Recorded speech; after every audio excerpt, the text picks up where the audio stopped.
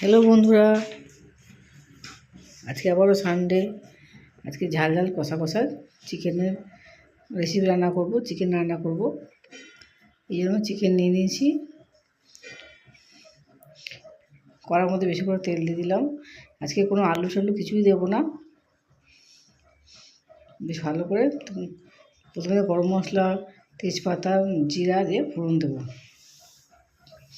যে ফোড়নটা যে ভালো মতো হয়ে যাবে, এবার চিকেনটা সরাসরি দিয়ে দেবো। ধুয়ে গেছিলাম চিকেন সরাসরি দিয়ে দিলাম।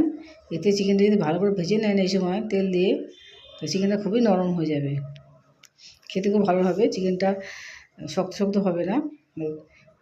যদি মাংস যদি নরম করতে চান, প্রথমে মাংসটাকে ভালো করে ভেজে নেবেন। ভেজে নিলে যাতে স্বাদটা বাড়বে, একটু ছিপড়ার মতো লাগবে না। ভালো মতো করে ভেজে নেবো। ভাজা হয়ে আসলে এবার এক এক করে পেঁয়াজ দিয়ে দেবো। যেমন কতগুলো পেঁয়াজ কুচিয়ে রেখেছিলাম আমি, পেঁয়াজ প্রথমে কিছুটা কুচনো পেঁয়াজ এর মধ্যে দিয়ে দেবো। সব পেঁয়াজ দেবো না, কিন্তু কিছুটা আমি পেস্ট তৈরি করব। কিছুটা এই চিকেন যখন ভাজবো তখন আমি কিছুটা পেঁয়াজ দিয়ে দিচ্ছি। এবার বাদবাকি পেঁয়াজটা আমি পেস্ট করে নিচ্ছি। পেঁয়াজের সঙ্গে আমি আদা রসুন বেশি করে দিয়ে দেবো।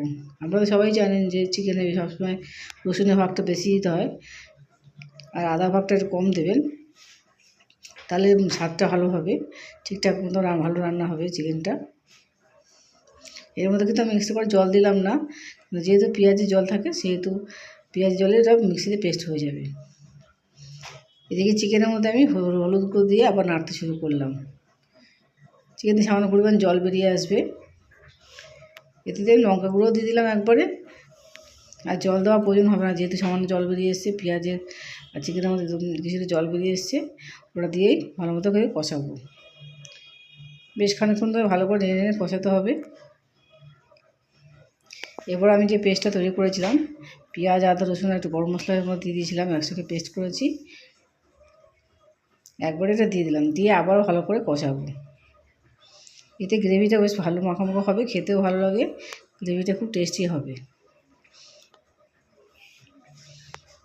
লাল লাল করে আজকে ভালো মতো বেশ ভালো কষা রান্না করব। খেতে দুর্দান্ত, এগুলো এই চিকেনটা খেতে কিন্তু দুর্দান্ত লাগবে, রুটির সঙ্গে পুরো আদর্শ।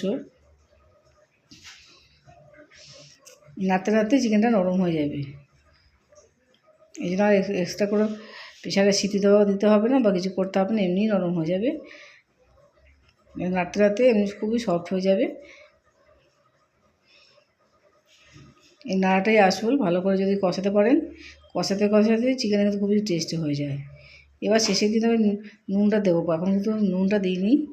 ভালো মতো কষানো হয়ে গেলে তবে আমি পরিমাণ মতো নুনটা দিয়ে দিচ্ছি।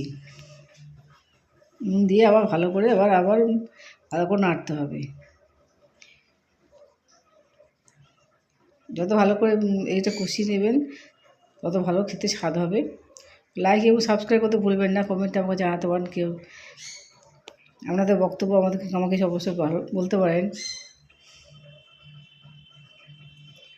আপনারা আমাকে প্রচুর ভালোবাসা দিয়েছেন আমাকে, এই জন্য আমি এত দূর এগিয়ে এসেছি। দেখুন এবার জল দিয়ে দিলাম। গরম জল দিয়েছি আমি, কিন্তু এমনি জল দিইনি, গরম জল দিয়েছি। ঠান্ডা জল কোনো সময় দেবেন না। একটু ঝোল রেখেছি। চিকেনটা যখন একটুখানি ফুটে উঠবে, ভালো করতে হতে টেনে যাবে, মানে এটা গাঢ় হয়ে আসবে।